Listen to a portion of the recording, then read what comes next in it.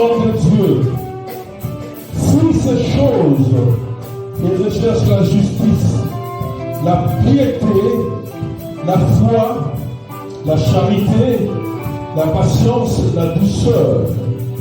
Combat le bon combat de la foi. Saisis la vie éternelle à laquelle tu as été appelé et pour laquelle tu as fait une belle confession en présence d'un grand nombre de témoins. Je te recommande devant Dieu qui donne la vie à toutes choses et devant Jésus-Christ qui fit une belle confession devant Ponce Pilate de garder le commandement et de vivre sans tâche, sans reproche, jusqu'à l'apparition de notre Seigneur Jésus-Christ. Je veux que ce soit ta prière. Après avoir demandé pardon à Dieu, tu demandes à Dieu de t'aider à vivre une vie de sanctification, de t'aider à vivre sans tâche, sans reproche. Je veux que ce soit ta prière, bien-aimé. Élève ta voix. Demande à Dieu de t'aider. Car désormais tu lui appartiens. Oui, c'est possible avec Dieu de vivre une vie de sanctification. Et le monde nous voit vivre le Seigneur.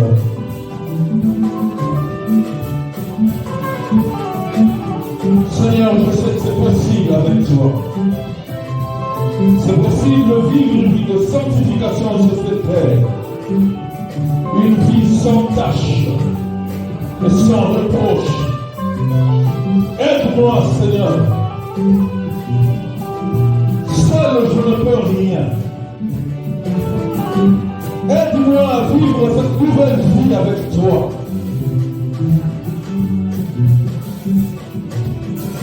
Je veux avoir une nouvelle histoire avec toi.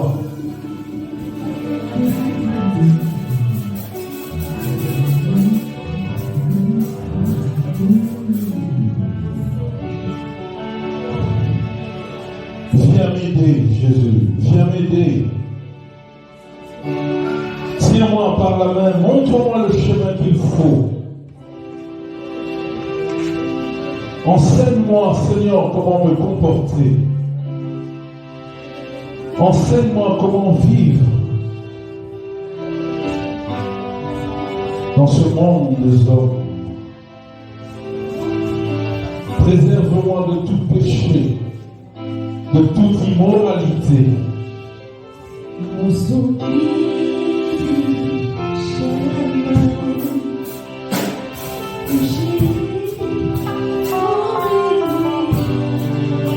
Oh Jésus, seul je ne pourrai pas. Seul je ne peux rien.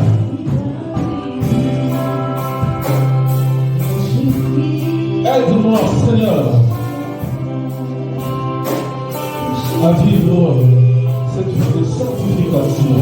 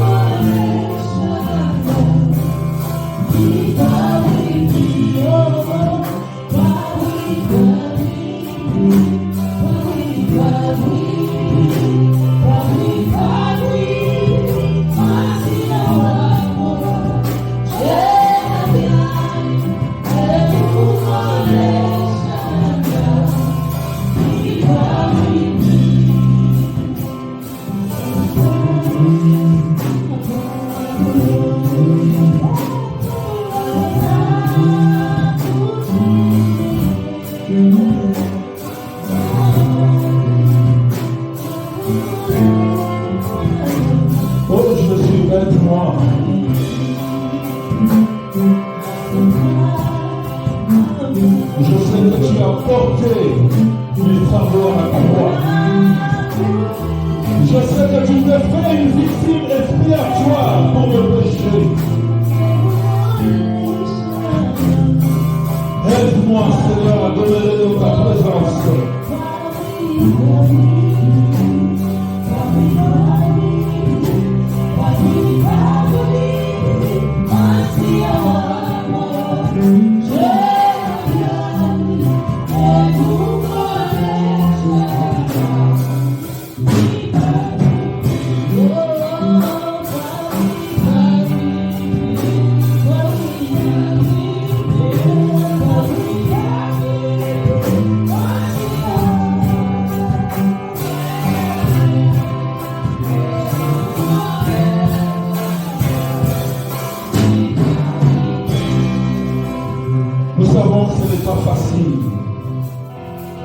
Nous savons que seuls nous ne pourrons pas vivre cette vie.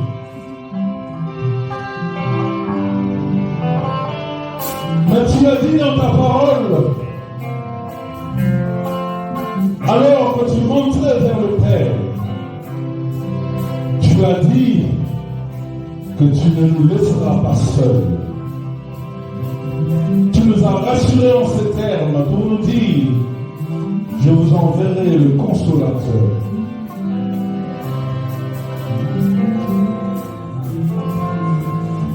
Tu l'as dit assez clairement, vous recevrez une puissance, le Saint-Esprit survenant sur vous, et vous serez mes témoins à Jérusalem, dans toute la Judée, dans la Samarie, jusqu'aux extrémités de la terre.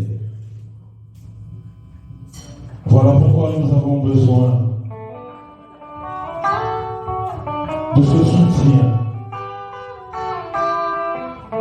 Nous voulons que le Saint-Esprit nous aide à y parvenir. Nous voulons que le Saint-Esprit puisse guider nos pas. Nous voulons que le Saint-Esprit puisse nous enseigner la marche avec Dieu. Nous avons besoin de toi, cher Saint-Esprit. Viens inonder le cœur. Viens combler les vies dans nous. Viens transformer nos vies. Oui, cher Saint-Esprit. Le Paraclet. Nous invitons maintenant.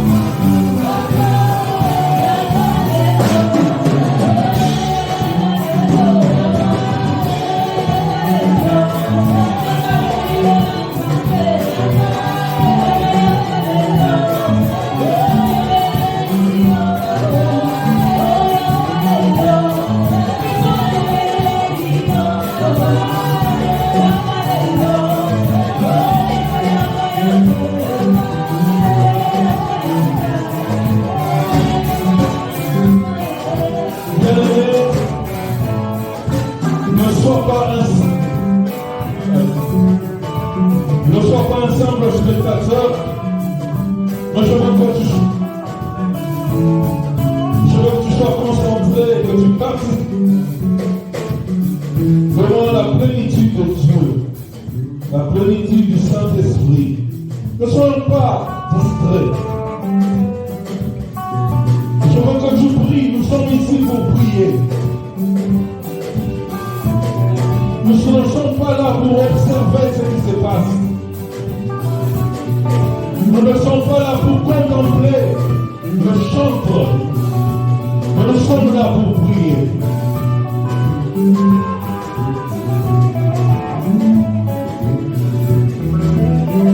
Je veux que tu sois concentré.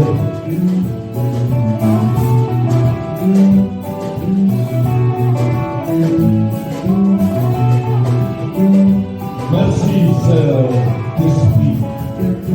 Merci, Saint-Esprit, de souffler ce vent nouveau dans nos vies. Merci, Saint-Esprit, de combler nos cœurs. Merci, Saint-Esprit, de renouveler l'intelligence dans nos vies, la sagesse.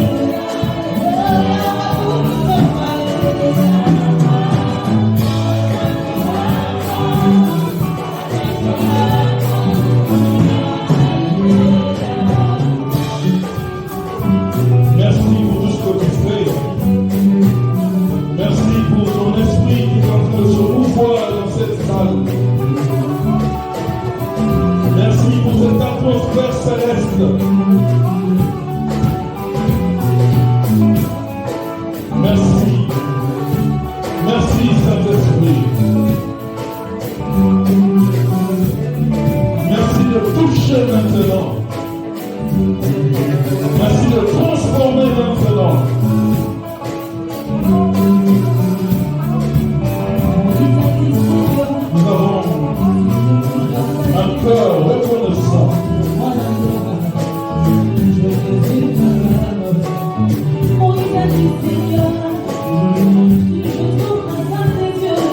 Merci de consoler nos cœurs.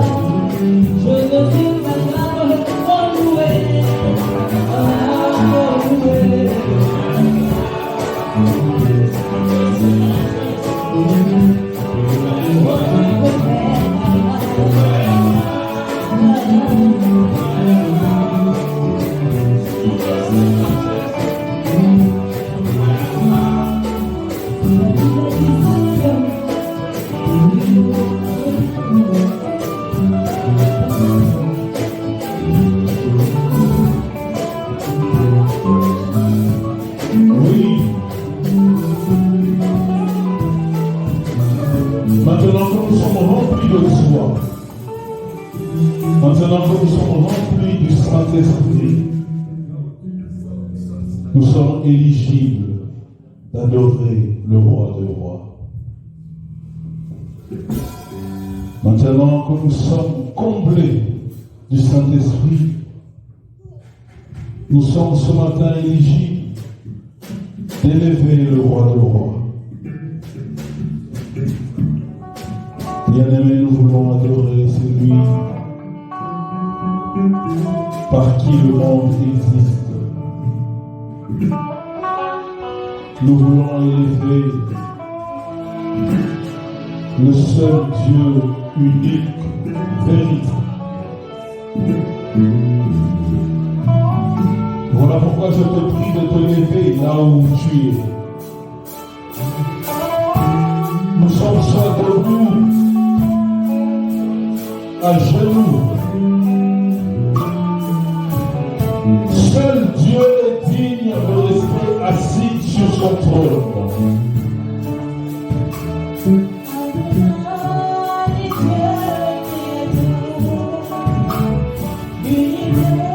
Bien-aimés, nous sommes debout, adorer Dieu. Par respect que tu as pour ce Dieu, je te prie de te lever.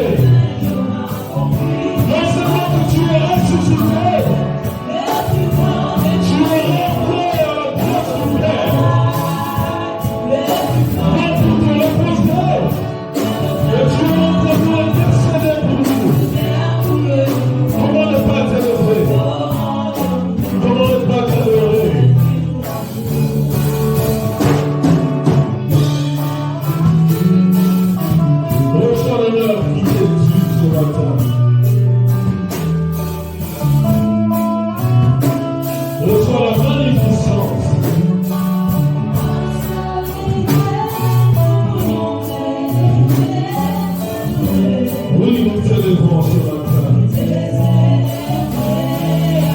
Nous te célébrons ce matin.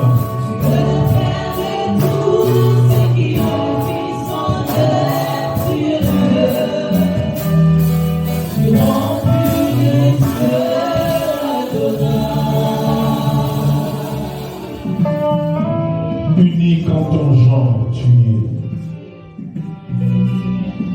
Ce matin, nous venons élever celui qui est assis à la droite du Père. Adonai, créateur des cieux et de la terre. Qui est semblable à toi? Qui est comparable à toi? Le Dieu fort et puissant dans le combat. Nous t'appelons Sabaoth. Le Dieu capable de guérir n'importe quelle maladie. Jéhovah Rapha est ton nom. Le seul à pouvoir à nos besoins. Tu es juré. Ce matin, nous venons nous prosterner devant le toi, le Dieu de toute capacité. Sois vraiment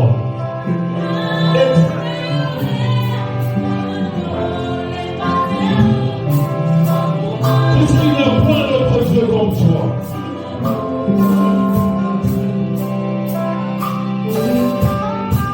Il n'y a point d'autre Dieu comme toi.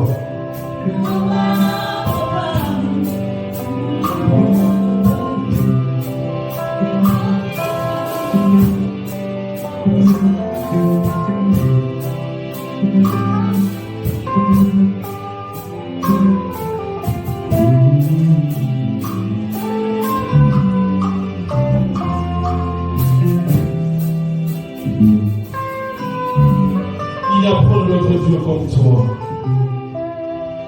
Il n'y a point de Dieu comme toi. Dans les cieux, sur la terre, sous la terre, tu es unique.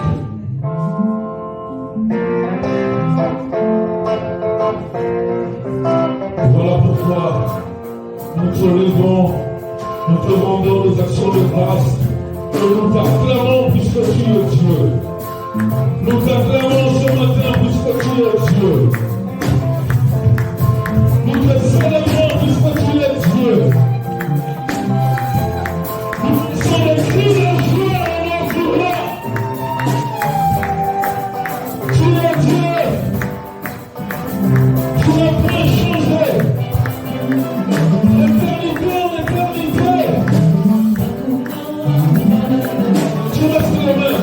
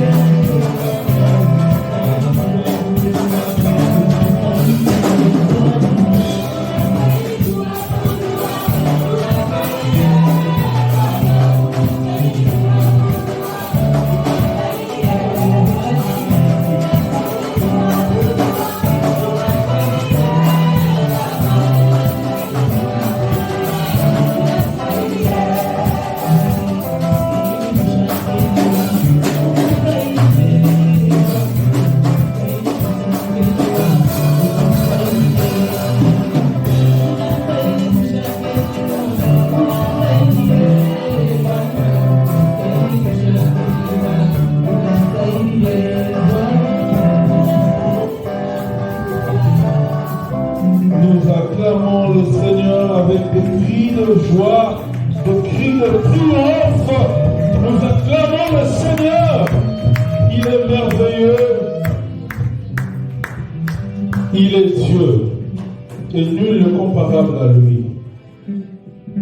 Je veux que tu salues ton voisin de gauche et de droite. Tu le souhaites bon dimanche dans la présence de Dieu.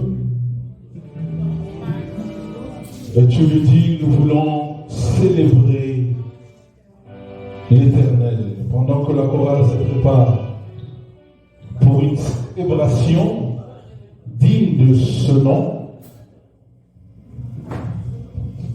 je veux que tu te sentes à l'aise dans la maison des dieux.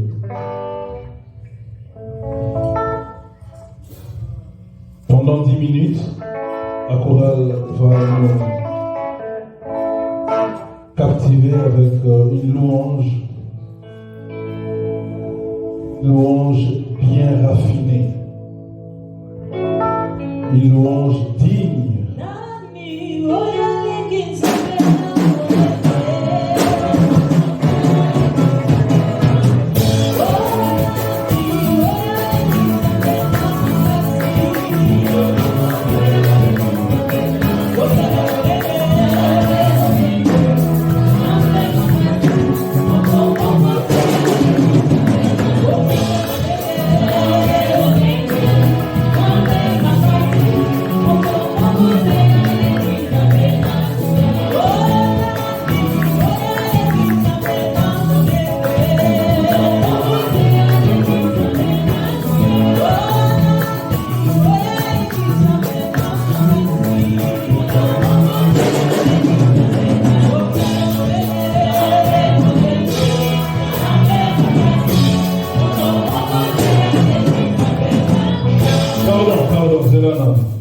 Bien-aimé, nous sommes là pour louer Dieu. Les autres, nous sommes présents que vous vendez. Vous vendez vraiment, nous avons la question si tu peux vivre là, et si tu peux te retrouver ici aux États-Unis, c'est la grâce de Dieu. Ne sois pas un gars. Tenez-moi à côté de l'ensemble. Comme de la haine.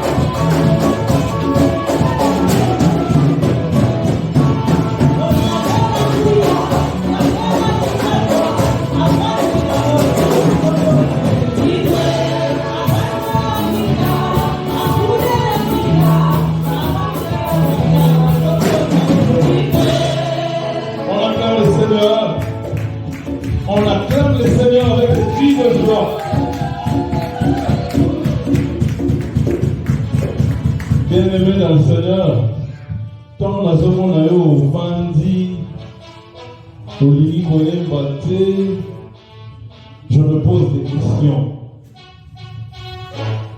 C'est Dieu-là qui te donne la vie. Nous avons besoin de ce pour mon yo. Abongi, Toye Melaye. Pour ceux qui suivent les informations, vous savez que la communauté congolaise est en deux. Batuloko la ngai na yo, awa pena États-Unis. Babima qui va ébapiter que les Camerounais la bango. Mais babimi, bazongate, batiki ba veuve, batiki ba orphelin. Et pour nous na yo, toujours paiement yo félé, protection yo félé. Nzamba boy. Topé de la dame à mon côté. Topé de la dame, il est bon.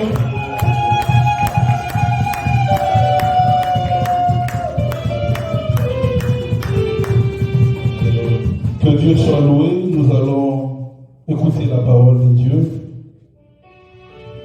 Je veux que tu disposes ton cœur à écouter la parole de ce matin.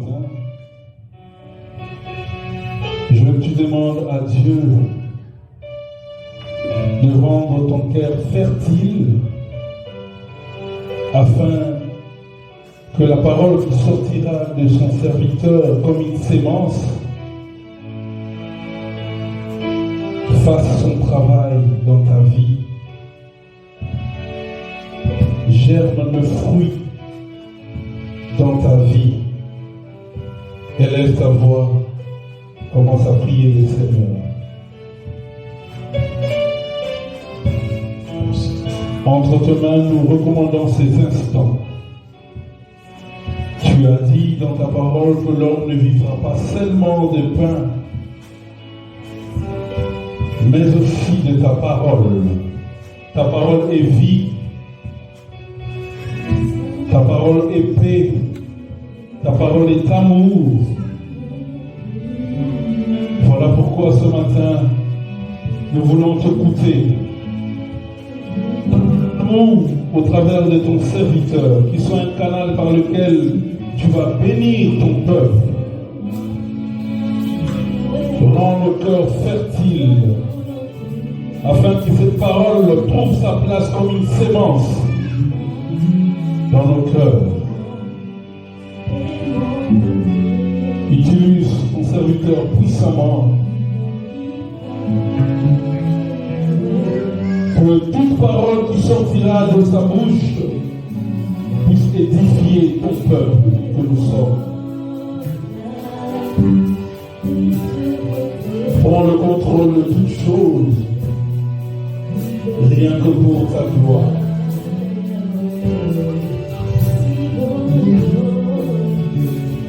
Pendant que nous appelons respectueusement le pasteur, nous acclamons le Seigneur. Merci beaucoup, Frère Joël. Bon dimanche à tous. Et je vous souhaite tous la bienvenue dans la présence de notre Dieu. Bon, nous allons tenir debout, nous allons rester debout. Nous allons lire la parole du Seigneur.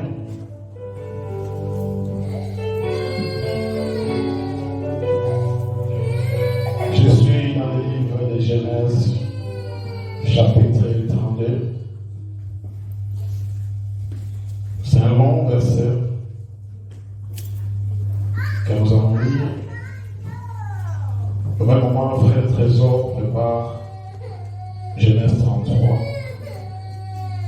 Moi, j'ai dit Genèse 32, du 1er au 20e verset. Mais vous préparez Genèse 33, du 3e verset au 11e verset. Je répète, Genèse 32, 1er verset au 20e verset. Et puis le frère Trésor va nous préparer Genèse 33, 3e verset au 11e verset. Nous lisons dans le nom de Jésus. Jacob poursuivit son chemin et les anges de Dieu le rencontrèrent. En le voyant, Jacob dit, c'est le camp de Dieu, et il donna à sceller le nom de Mahanaïm. Jacob envoya devant lui les messagers à Ésaü, son frère, au pays des Seigneurs, dans le territoire d'Édom. Il leur donna cet ordre. Voici ce que vous direz à mon Seigneur Ésaü. Ainsi parle ton serviteur Jacob. J'ai séjourné chez Laban. Je suis resté jusqu'à présent. J'ai élevé des ânes, des brebis, des serviteurs et des servantes. Et j'envoie l'annoncer à mon Seigneur pour trouver grâce à tes yeux. Et les messagers revinrent auprès de Jacob en disant, nous sommes allés vers ton frère Isaïe, et il marchait à ta rencontre avec 400 hommes. Jacob fut très effrayé et saisi d'angoisse. Il partagea en deux camps les gens qui étaient avec lui, les brebis, les bœufs et les champs. Et il dit, si Ésaü vient contre l'un des camps et les bas, le camp qui restera pourra se sauver. Jacob dit, Dieu de mon père Abraham, Dieu de mon père Isaac, Éternel, qui m'a dit, retourne dans ton pays et dans ton lieu de naissance, je te ferai du bien. Je suis trop petit pour toutes les grâces et pour toute la fidélité dont tu as ici envers ton serviteur. Car je passais ce Jourdain avec mon bâton, et maintenant je forme tes gants. Délivre-moi, je t'ai pris de la main de mon frère, de la main d'Ésaü, car je crains qu'il ne vienne et qu'il ne me frappe avec la mère et les enfants. Et toi, tu as dit, je te ferai du bien et je te rendrai ta postérité comme le sable de la mer. Si l'abondant qu'on ne saurait le compter. C'est dans ce lieu-là que Jacob passa la nuit. Il y prit de ce qu'il avait sous la main pour faire un présent à Ésaü, son frère. 200 chèvres, 20 boucs, 200 brebis et 20 béliers. 30 femelles de chameaux avec les petits qu'il allaitait, 40 vaches et 10 taureaux, 20 ânes et 10 ânes. Il les remit à ses serviteurs, troupeau par troupeau séparément, et il dit à ses serviteurs, passez devant moi et mettez un intervalle entre chaque troupeau. Il donna cet ordre au premier camp, au premier. Quand Ésaü, mon frère, les rencontrera et te demandera à qui es-tu, où vas-tu et à qui appartient ce troupeau devant toi, tu y répondras à ton serviteur Jacob. C'est un présent envoyé à mon Seigneur Ésaü, et voici, il vient lui-même derrière nous. Il donna le même ordre au second, au troisième et à tous ceux qui suivaient le troupeau. C'est ainsi que vous parlerez à mon Seigneur Ésaü quand vous le rencontrerez. Vous direz, voici ton serviteur Jacob vient aussi derrière nous, car il se disait, je l'apaiserai par ce présent qui va devant moi. Ensuite, je le verrai en face. Peut-être m'accueillera-t-il favorablement. Parole du Seigneur. Frère, trésorier, 33, Genèse 33. Bien. Lui-même passant devant et il se prosterna à terre 7 fois, jusqu'à ce qu'il sorte de son frère. Ésaü courut à sa rencontre, il l'embrassa, se jeta à son cou, les baisa et ils pleurèrent. C'est Ésaü leva les yeux, vit les femmes et les enfants et il dit, qui sont ceux que tu as là? Et Jacob répondit, ce sont les enfants que Dieu a accordés à ton serviteur. Les servantes s'approchèrent et leurs enfants et se prosternèrent. Léa et ses enfants s'approchèrent aussi et se prosternèrent. Ensuite, Joseph et Rachel s'approchèrent et se prosternèrent. Ésaü dit, à quoi destinait-il tous ces camps que j'ai rencontrés? Et Jacob répondit, à trouver grâce aux yeux de mon Seigneur. Ésaü dit, je suis dans l'abondance, mon frère garde ce qui est à toi. Et Jacob répondit, non, je te prie, si j'ai trouvé grâce à tes yeux, accepte de ma main mon présent, car c'est pour cela que j'ai regardé ta face comme on regarde la face de Dieu, et tu m'as accueilli favorablement. 11. Accepte donc mon présent qui t'a été offert, puisque Dieu m'a comblé de grâce et que je ne manque de rien. Et il insista auprès de lui et Ésaü accepta. Parole du Seigneur. Merci beaucoup de vous asseoir, que Dieu vous bénisse. Bien-aimés dans le Seigneur, laissez-moi faire un petit rappel de tout ce qui a été dit le dimanche passé. Aujourd'hui, nous allons parler de la réconciliation entre les hommes.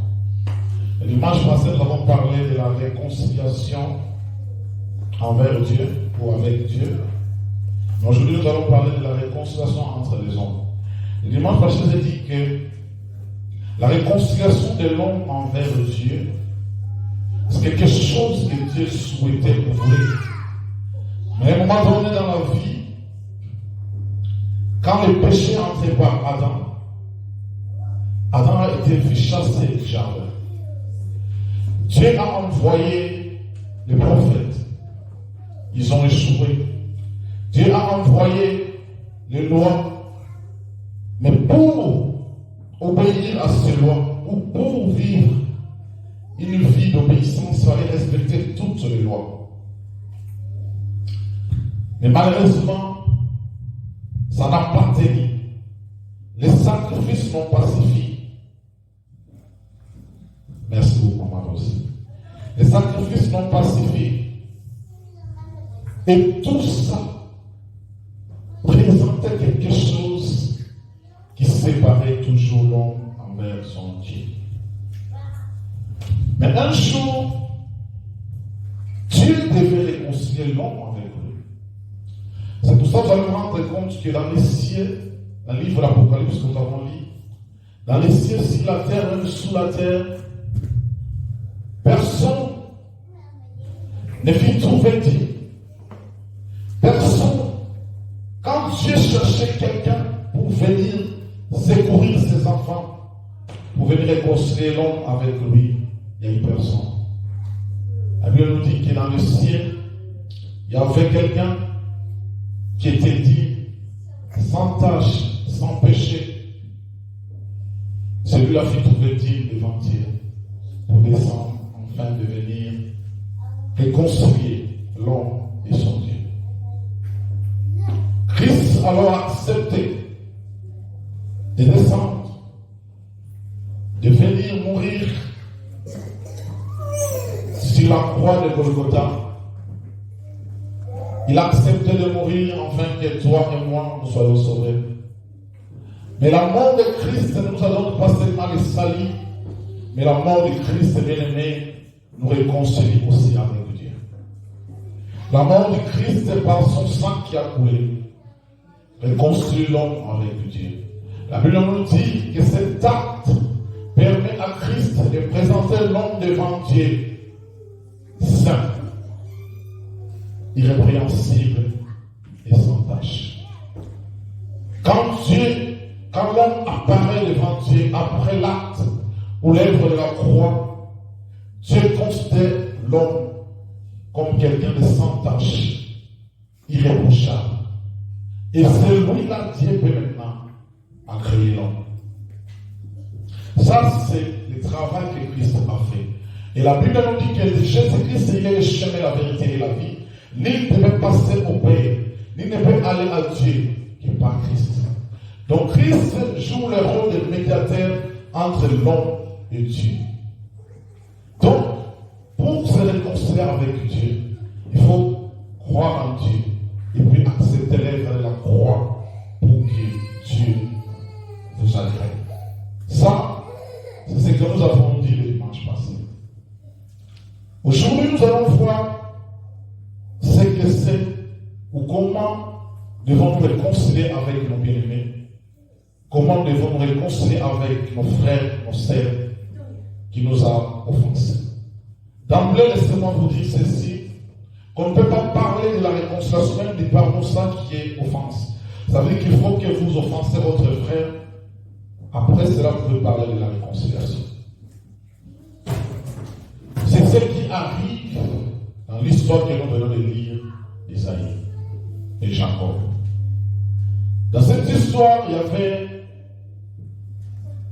le fils d'Abraham qui s'appelle Isaac, qui s'est marié avec Rebecca, et ils ont eu des enfants. L'aîné s'appelait Isaïe, et l'autre s'appelait Jacob.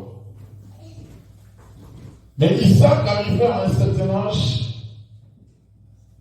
pensant à sa mort, devait léguer la bénédiction qu'il a obtenue de son père Abraham au l'un de ses fils. Et il a choisi de le léguer à Esaïe qui était son fils aîné. Mais Rebecca, la femme d'Isaac, elle a appris que son mari allait léguer le pouvoir à Esaïe. Mais or, Rebecca aimait. Frère Joël. Merci beaucoup. Or, Rebecca aimait plus Jacob. Rebecca alors décide de confier la bénédiction à Jacob. Vous savez, les mamans ont les cœurs penchés vers les enfants qu'ils préfèrent. Pour le cas de Rebecca, c'était Jacob. Et Jacob, quand il arrive, Rebecca va préparer Jacob pour lui dire: écoute, ton père va léguer le pouvoir à ton frère Esaïe. Mais j'aimerais que ce soit toi qui vas prendre cela. C'est vrai qu'Esaïe ne voyait plus, mais il pouvait entendre, il pouvait toucher, il pouvait sentir. Comme Esaïe était quelqu'un de férique, il avait beaucoup de poids, il fallait tuer l'animal pour faire porter à Jacob cette peau, afin d'apparaître et préparer les repas que Isaac mangeait pour donner la bénédiction à Isaïe. Alors Rebecca s'est arrangée pour préparer tout cela. Elle a tout préparé, elle a tout arrangé pour que Jacob apparaisse comme Ésaü, afin de bénéficier de la bénédiction qui lui ont été promis par son père. Jacob arrive en ce moment, la nourriture a été préparée. C'est vrai que Isaac, en écoutant la voix de Jacob, pouvait s'imaginer que ce n'était pas Jacob. Mais en touchant Jacob, il sent que ça c'est Isaïe. Alors, il n'avait pas le choix. Il va bénir Jacob. Jacob fut béni à la place d'Isaïe. Jacob a été béni à la place d'Isaïe. Mais je vais lire le Genèse 27, 44 verset, 41 verset, je commence par là. Mais quand Esaïe revient du village, de la forêt,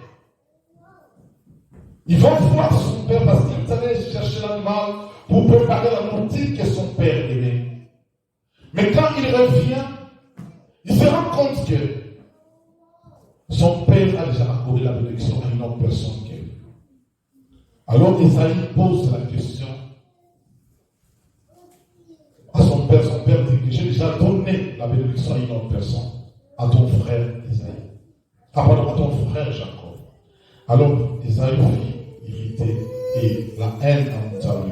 Lisez avec moi Genèse 27, 41. La Bible dit ceci.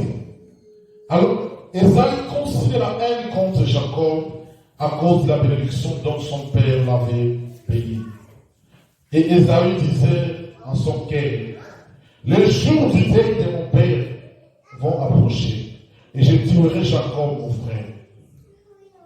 On rapporta à Rebecca les paroles d'Ésaü, son fils aîné.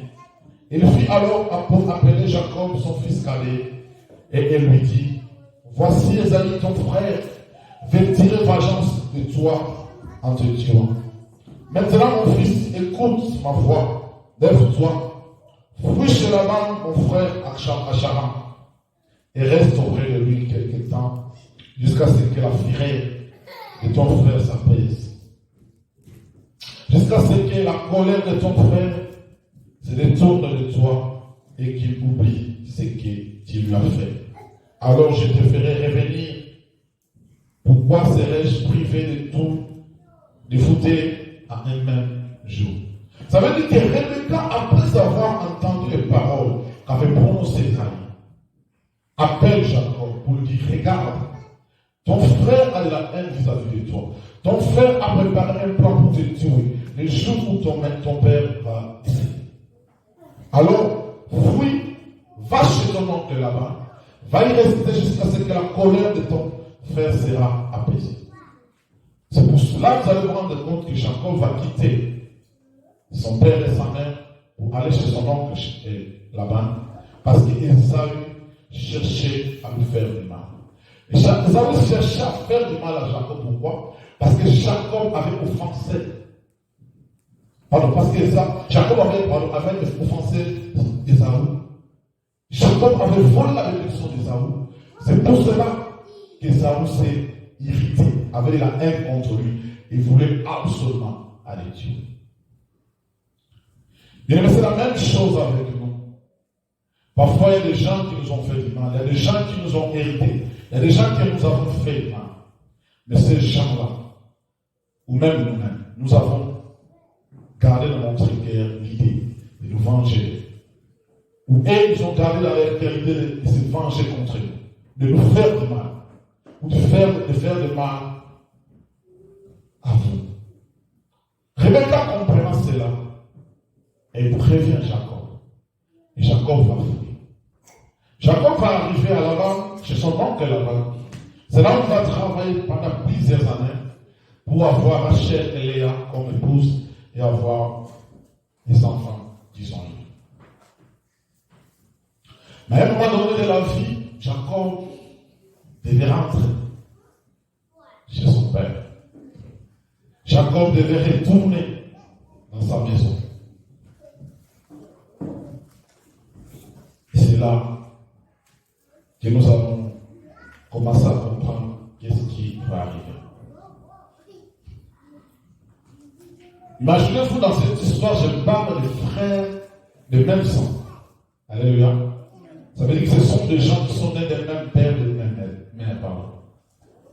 Nous avons vu comment la haine d'Ésaü s'est élevée pour son frère parce que la bénédiction lui avait été volée. Ma plus forte raison, les hommes ou les gens qui nous entourent.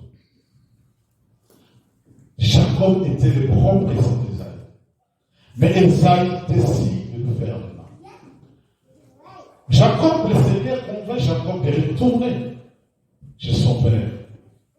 Mais Jacob se rend compte que je vais retourner là-bas. Il y a mon frère Ésaü qui est là-bas, qui a de la haine vis-à-vis de moi. Comment est-ce que je vais faire? D'emblée, bien-aimé, laissez-moi vous dire ceci. Pour se réconcilier avec son frère, à qui on a offensé, ou bien nous avons subi des offenses pour une année, il y a 4 principes qu'il faut respecter. Les 4 principes qu'il faut respecter, il faut premièrement d'abord que la personne offensée, ou la personne à qui on a offensé, puisse reconnaître son péché. Si la personne qui vous a fait du mal ne reconnaît pas qu'il vous a fait du mal, comment vous allez vous réconcilier? Il faut que la personne reconnaisse d'abord que j'ai fait du mal ou j'ai fait du tort à mon prochain. Quand la personne reconnaît cela, il va faire quoi? Il y aura maintenant l'humilité qui va venir. C'est les deuxièmes principes. La personne va se dire, j'ai fait du mal à frère Messie. Je reconnais que ce que j'ai dit ou l'acte que j'ai posé, je fais du mal. Je vais revenir voir le frère Méchi pour me concilier avec lui. Dès que vous n'avez pas cette attitude de reconnaître le mal, vous n'allez jamais vous réconcilier avec votre frère. La deuxième des choses, vous devez vous humilier. Parce que l'humilité vous pousse d'approcher votre frère pour vous réconcilier avec Dieu. Mais si vous n'avez pas d'humilité en vous, bien-aimés, il vous sera très très difficile. Même si vous reconnaissez les péchés ou le mal, mais si vous n'avez pas l'esprit d'humilité, comment vous allez vous approcher de votre frère pour lui demander pardon ou pour vous réconcilier avec lui? Ça ne se fera pas. La troisième des choses, maintenant il faut que vous ayez le courage d'aller voir votre frère, d'aller voir votre sœur. Vous avez reconnu votre faute, vous êtes humilié, maintenant vous devez partir le voir. Vous devez partir le voir pour aller vous humilier, pardon, pour aller maintenant faire quoi? Demander pardon, ou bien réconciliez-vous avec lui. Ce sont les 4 principes qu'un homme doit respecter pour vivre une réconciliation avec son frère ou sa sœur. Reconnaître les péchés, avoir l'esprit d'humilité, aller voir votre frère, demander le pardon et puis réconcilier-vous avec lui. Mais si ces principes-là, vous ne les respectez pas, vous n'aurez jamais le courage ou de demander même par vous-même de réconcilier et de vous réconcilier avec votre ennemi.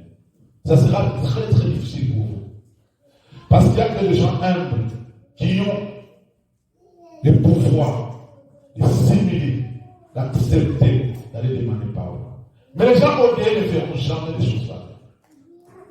Donc, reconnaissez son péché, humiliez-vous, va voir votre frère, demandez-lui pardon et puis réconciliez-vous. Ça, ce sont les premières choses qu'il faut faire avant toute chose. Alléluia. Maintenant, écoutez le marché d'Ésaïe va entreprendre. Retenez bien les principes que j'ai posés. Parce que je vais y arriver petit à petit par rapport à l'histoire d'Ésaïe. Ésaïe décide d'aller se réconcilier avec son frère. Ésaïe décide de mettre fin ou d'être en harmonie avec son frère. Écoutez ce qui va se passer.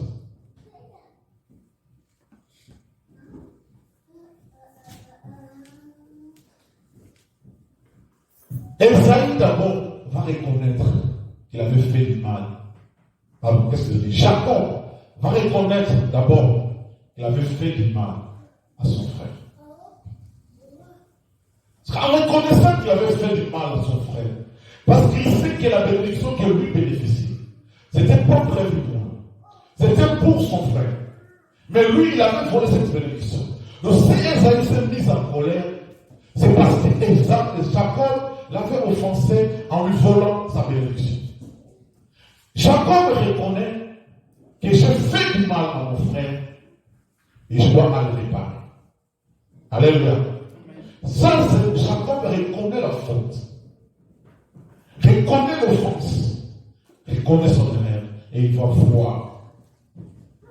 Il va se lever pour aller voir Jacob et Ésaïe.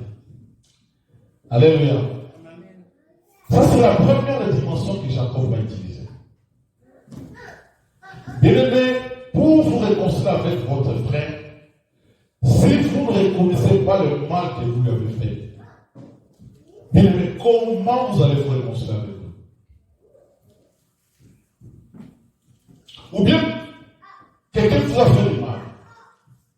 Il vous a fait du mal et il est conscient qu'il vous a fait du mal. Mais il ne veut pas reconnaître qu'il vous a fait du mal. Je l'ai dit ici dans l'introduction de ce message, comment vous allez lui accorder votre parole. Ça sera très très difficile. Alléluia. Même Dieu qui est dans les cieux veut que l'homme puisse confesser ses péchés pour obtenir les pardons. Mais à plus forte raison, nous les humains. La deuxième des choses qu'Ésaïe va faire, c'est quoi? Jacob va faire ce quoi?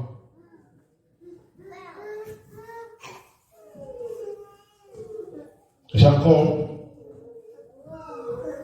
va envoyer les messagers sur Isaïe. Écoutez-moi. Jacob observa la colère ou la haine de son frère. Jacob s'est dit, si je parle moi-même, c'est vrai que je reconnais le péché que j'ai fait. Mais je vais utiliser les messagers pour qu'ils aillent voir Isaïe, afin de chercher de nous réconcilier. Alléluia. Bien-aimés dans le Seigneur, écoutez-moi. Vous savez, il y a certaines choses où, dans les pays qui sont en guerre ou dans la haine, parfois on cherche les médiateurs. Par exemple, nous avons connu ces problèmes chez nous, au Congo, où, comment il s'appelle? Laurent Désiré Kabila était en guerre avec Mobutu. Il fallait chercher un médiateur qui est Mandela. Pour faire quoi? Pour réconcilier les deux parties. Alléluia.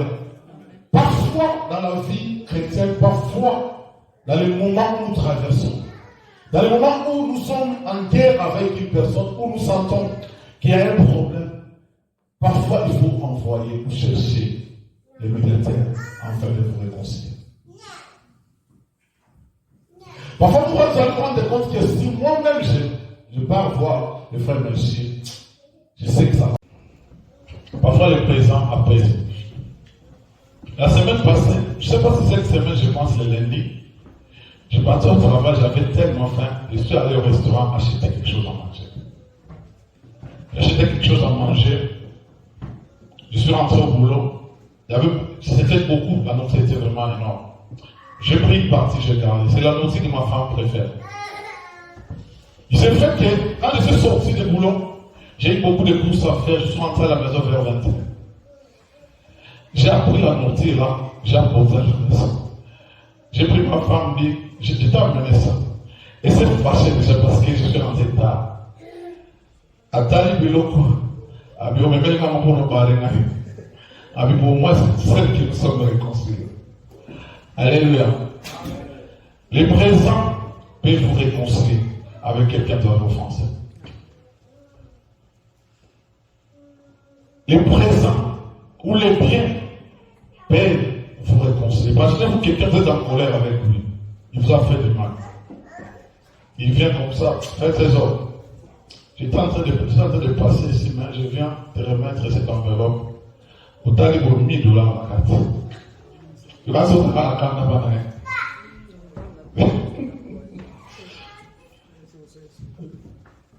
C'est un colère.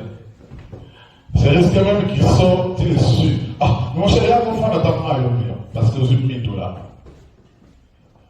Alléluia. Et surtout les femmes ne croyaient pas que ce n'est pas péché, c'est biblique. Quand ton mari t'offense et qu'il t'apporte un cadeau, c'est biblique. Il veut se réconcilier avec toi, il te fait un cadeau. Il faut accepter cela et te réconcilier avec lui. Jacob a pris les présents et bien qu'il avait, il va mettre ses sang pour aller présenter à Isaïe. Afin que ces gestes puissent apaiser, c'est les paroles qui disent lui-même, que cela va apaiser mon frère. Et je le verrai en face. Peut-être qu'il va m'accueillir favorablement. Parce que quand Jacob, Isaïe va voir le présent que Jacob va lui présenter, mais vous allez vous rendre compte que c'est énorme. Dans le verset 13, il dit ceci, 14, pardon. 200 chèvres, 20 boucs, 200 brebis, 20 béliers, 30 femelles de chameaux, avec les petits, 10 taureaux, 20 ânesses, 10 ânes. Ce sont des présents que Jacob va prendre pour aller présenter à son frère Isaïe, afin de l'apaiser, pour se réconcilier avec lui. Alléluia. Bien-aimés, les présents peuvent vous réconcilier avec votre frère. Les présents peuvent vous réconcilier avec votre sœur. Les présents peuvent faire que là où il y avait le mal, que vous soyez réconciliés. La cinquième dimension. Jacob regrette l'acte commis. C'est pourquoi, dans le chapitre 33 que Frère Trésor vient de lire, il va se prosterner devant son frère Esaïe. Et puis écoutez la Bible, c'est que la Bible nous dit. Lui-même passa devant eux et se prosterna en terre 7 fois, jusqu'à ce qu'il fît près de son frère. Isaïe courut à sa rencontre, il l'embrassa, se jeta à son cou et le baisa, et ils pleurèrent. Bien aimé, la Bible dit que Jacob se prosterna devant Isaïe 7 fois. Je l'ai dit ici, quand j'ai introduisé ce message, il faut pardonner à votre frère 7 fois, car c'est le chiffre de la perfection. Cela veut dire, Jacob, la Bible explique, quand Jacob se prosternait, je me dis, je lis l'esprit de la Bible. Parce que la Bible nous dit qu'il se prosterna jusqu'à ce qu'il s'approchait de son frère. Cela veut dire quoi? Qu'il vit par près de lui. Ça veut dire que Esaïe a vu, alors Jacob a vu Esaïe de loin. Il a commencé à se prosterner. Je me dis, est-ce qu'il y a autant que la fou comme à petite place de mon Azali? C'est ce que j'essaie de comprendre dans l'esprit de la Bible. Alléluia. C'est ce que vraiment j'essaie de comprendre. Parce que la Bible nous dit qu'il se prosterna jusqu'à arriver auprès de son frère. Et c'est tout. Ça veut dire qu'il a fou quand même à la même. À télé. C'est tout. C'est pour montrer à son frère que j'ai atteint la perfection. Comme j'ai atteint la perfection, je laisse tout le mal que je te fais derrière moi. J'ai compris mon erreur, j'ai compris le mal que je fais. C'est pour cela que j'ai mangé. Pour te faire voir, pour te prouver que j'ai atteint la perfection. Et que le mal que je fais, je ne veux plus les prendre, ma sœur. Ça, c'est ce que Jacob fait voir à Esaïe. Et Esaïe ne pouvait pas résister. Alléluia. J'ai dit, quelqu'un qui s'humilie par rapport au mal qu'il a fait, c'est tout que nous sommes des chrétiens. À moins que la personne en face ne soit pas un chrétien. Mais quand on sent l'humilité en vous, le mal, vous avez fait du mal et vous vous humiliez. Bien aimé, ici la Bible a utilisé les mots qui sont extrêmes. Esaïe avait de la haine vis-à-vis de Jacob, jusqu'à comporter un plan pour le faire tuer. Ça, c'est ce que Esaïe avait médité. Mais l'image que Jacob présente à Esaïe, et Esaïe, quand il a appris que son frère arrive, il va préparer 400 hommes pour dire qu'aujourd'hui pour lui et moi c'est fini. Bien aimé, mais quand il s'approche de Jacob, les signes que le Jacob présente, bien aimé, va faire en sorte que les guerres d'Esaïe soient apaisées. Va faire en sorte que Esaïe puisse oublier le mal qu'on lui a fait. Va faire en sorte qu'Esaïe ne puisse plus considérer le mal que Jacob lui avait fait. Mais vous voulez vous réconcilier avec quelqu'un. Est-ce qu'on sent l'humilité? Est-ce qu'on se dit que celui-ci, on peut l'accorder le pardon? Ou bien on se réconcilie avec lui parce qu'il s'est humilié? Est-ce qu'on sent l'humilité? Est-ce qu'on sent d'abord quelqu'un qui reconnaît le mal qu'il a fait? J'ai dit ici, quand j'ai introduit ce message, bien aimé, un chrétien ne peut pas commencer à considérer le mal comme des biens. ou les biens comme le mal. Ça veut dire que lui juge que ça, c'est bien. Mais est-ce que la Bible te dit que c'est bien ou que c'est mal? Ici, bien aimé, Esaü avait la colère, avait la haine, voulait tuer Jacob.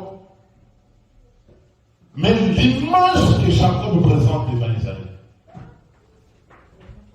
permet à Isaïe de pardonner Jacob et de se réconcilier avec lui. Parce que dans le verset 4, la Bible dit quoi? Isaïe courut à sa rencontre, l'embrassa, se jeta à son cou et le baisa. Donc ici, la réconciliation est faite entre Jacob et Isaïe. Donc Jacob, Isaïe, a tout oublié. Il est venu auprès de son frère pour l'embrasser. Et ils ont commencé à pleurer ensemble. Parce qu'Esaïe ne pouvait pas résister à l'image que Jacob lui montra.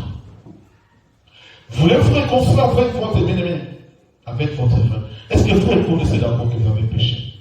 Jacob avait reconnu qu'il avait fait du mal à son frère. C'est pour ça qu'il est allé le chercher. Il s'est humilié parce qu'il appelait Esaïe mon Seigneur. Lui, il s'est considéré comme serviteur. Il a présenté les raisons pour demander pardon, pour que son frère lui accorde le pardon. Après, Jacob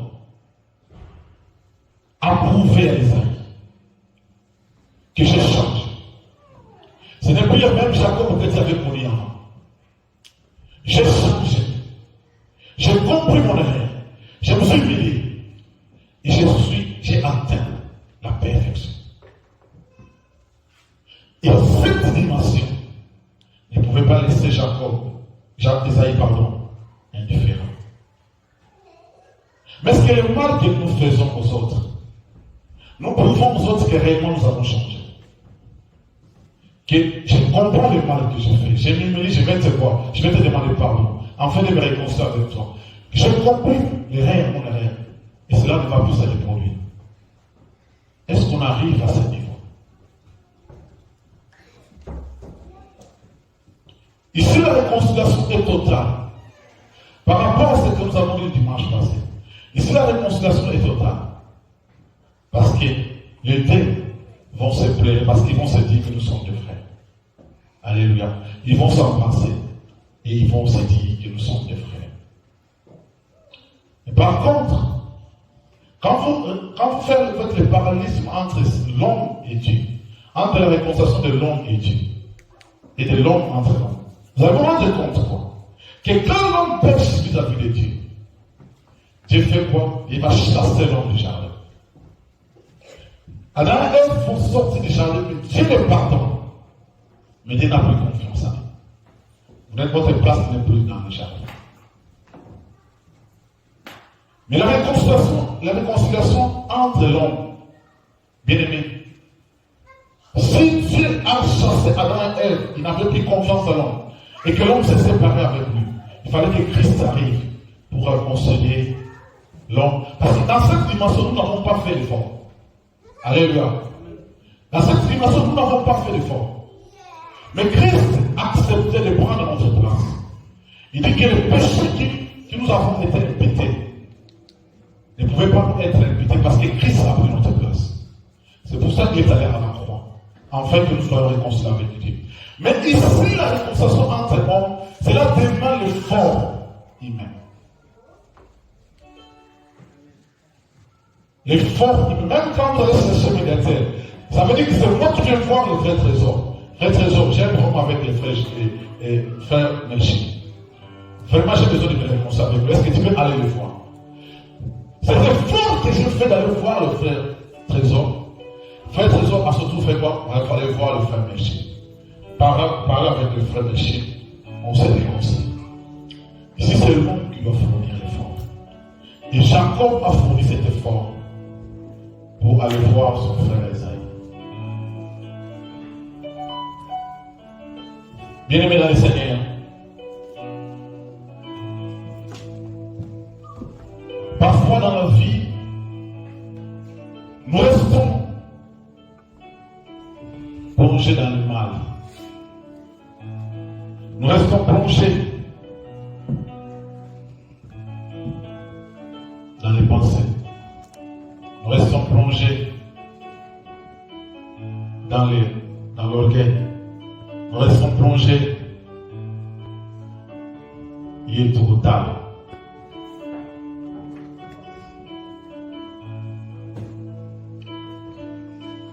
Ça, ce ne sont pas les dimensions pour atteindre la maturité. Okay, bon. Un enfant de Dieu qui ne reconnaît pas qu'il a fait du mal à son frère ou à son prochain n'a pas encore atteint la maturité. Un enfant de Dieu qui ne sait pas reconnaître ses fautes n'aura jamais l'esprit d'humilité. Quand vous n'avez pas l'esprit d'humilité, vous ne pouvez pas demander pardon. Et quand vous ne demandez pas pardon, vous ne pouvez pas prétendre vous réconcilier avec les gens. Parce qu'écoutez, je vais vous dire une seule chose. Quand je fais du mal à ma sœur Rose, et que je viens la voir faire comme si de rien n'était, mais ne me pensez-vous que j'ai résolu le problème? Parce que je ne sais pas ce qui va rester dans le cœur de ma sœur. Je ne sais pas. C'est pour ça que vous voyez, nous les Africains, parfois nous mourons comme ça. On a fait du mal à quelqu'un, vous savez ce que cette personne mérite contre vous. Moi je vais faire semblant comme si c'est heureux, tout se réconcilier. Je ne vais même pas demander pardon. Je viens directement noter ma scène. Je fais comme si rien n'était. Vous savez les conséquences, c'est quoi? Parce qu'Esaïe pouvait rester là-bas. Oh, Jacob arrive. Oh, il vient se réconcilier avec moi. Ah, ok, d'accord. Esaïe fait semblant. Il reçoit Jacob. Mais comme dans ses premières intentions, c'était de tuer Jacob. La suite, c'est le quoi? N'est-ce pas que Jacob allait mourir?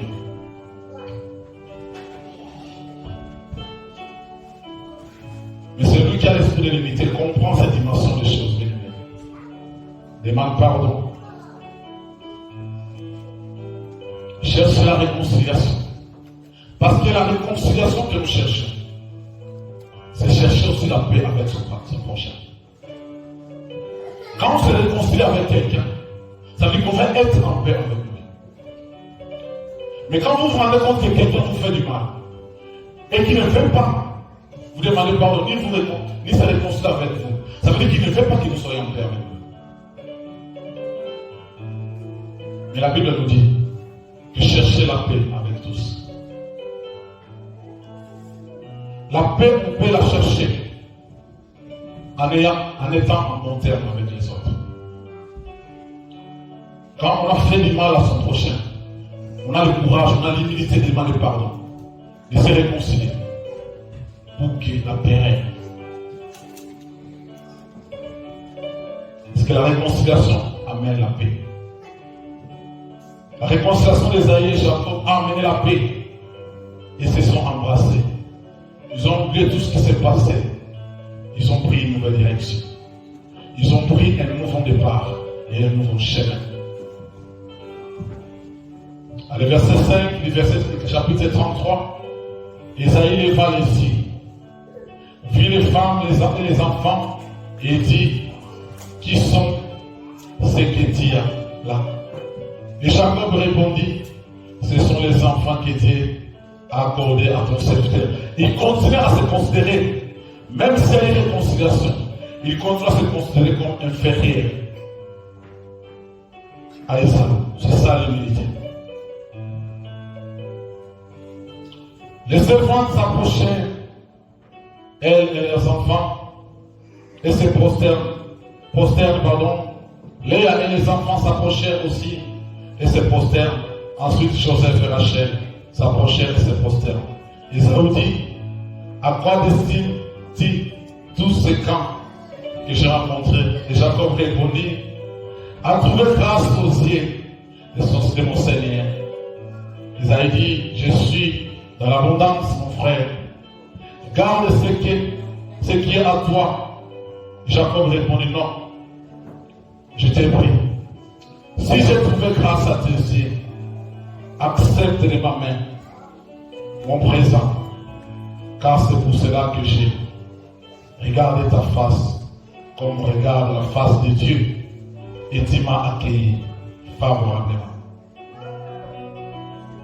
Accepte donc mon présent qui t'a été offert, puisque Dieu m'a comblé de grâce et que je manque de rien.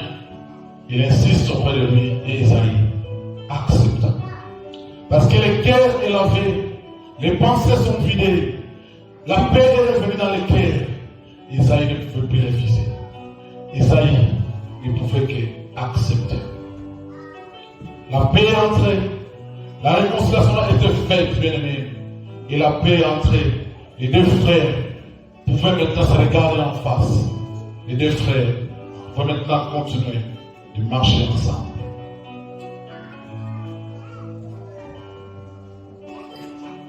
Bien-aimés, quand vous arrivez dans cette dimension, vous êtes un homme heureux, vous êtes une femme heureuse. Quand vous arrivez dans cette dimension, bien-aimés, on vous considère chrétien, né de nouveau, quelqu'un qui a l'humilité. Mais quand vous n'avez pas encore atteint cette dimension de Jacob, bien-aimés, vous n'êtes pas encore arrivé à la perfection. Jacob est arrivé à la perfection. Et la perfection vous brise. La perfection apporte le brisement. Et le brisement produit le fruit de l'esprit en vous. Et le fruit de l'esprit pousse l'homme à chercher la paix et la réconciliation. Que Dieu vous bénisse.